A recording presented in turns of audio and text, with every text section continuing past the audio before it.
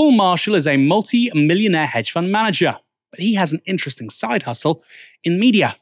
He's the owner of Unheard Media and the main investor in GB News, having given the broadcaster £10 million in 2021. He even served as chair of the channel for a few months after Andrew Neil dramatically resigned. Remember that?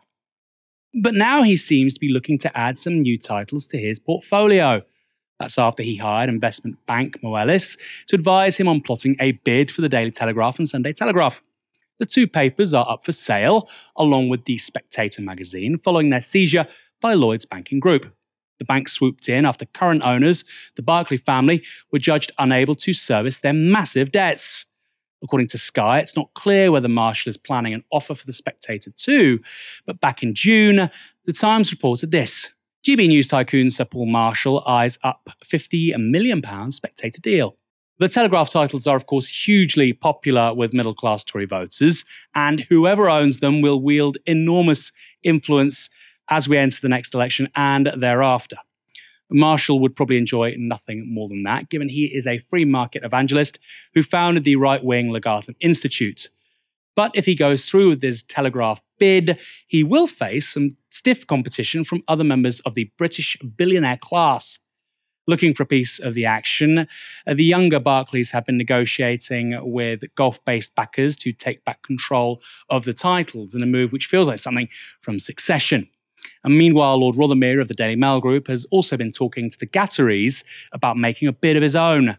Elsewhere, it's been mooted that the Kingdom of Saudi Arabia's National Investment Fund wants to add the Telegraph to its growing stable of assets, like Newcastle Football Club. Grace, this is a pretty big story because if you own GB News, Unheard and the Telegraph, you've basically cornered the market on multiple brands of conservatism. And more importantly, if the Tories lose the next election, you can crown any party leader in opposition, can't you?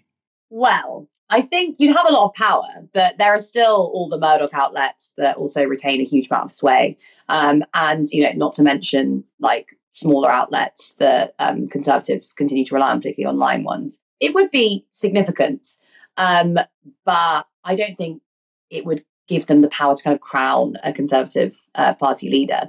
Having said that, a lot depends on what ends up happening with the future of GB News. I haven't actually been following it recently, but the last time I looked, it didn't seem particularly financially sustainable. Whereas I think the Telegraph is doing okay, and I know the Spectator is definitely in the black.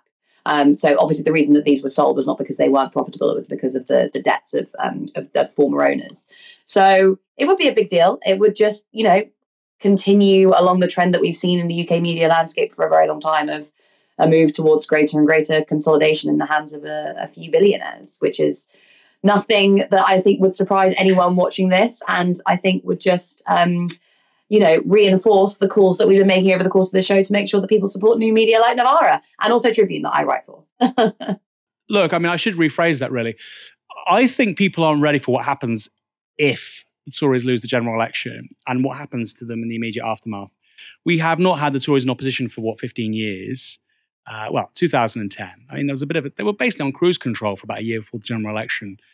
They've not had a leadership election in opposition, I believe, since 2005. I could be wrong. That was David Cameron. So 18 years. That was before social media, really.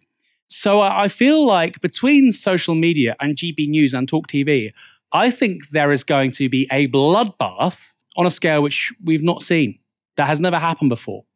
A Tory party leadership election in opposition under these conditions, I think will look very different to what people have probably come to expect. And on that point, Grace, of media ownership, very true. And of course, it's why you should support new media. I'd also say, look, we've got a new cap here at Novara Media. You can maybe see the logo there, black on black.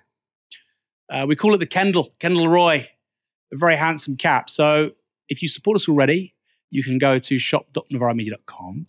And if you don't support us, you can, of course, buy the merch, but go to novaramedia.com/support as well.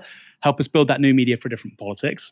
I think it's only going to get more important, by the way, if Labour form the next government. This idea that job done, I wish it was that easy, because the establishment absolutely goes right through the middle of both our main parties in this country.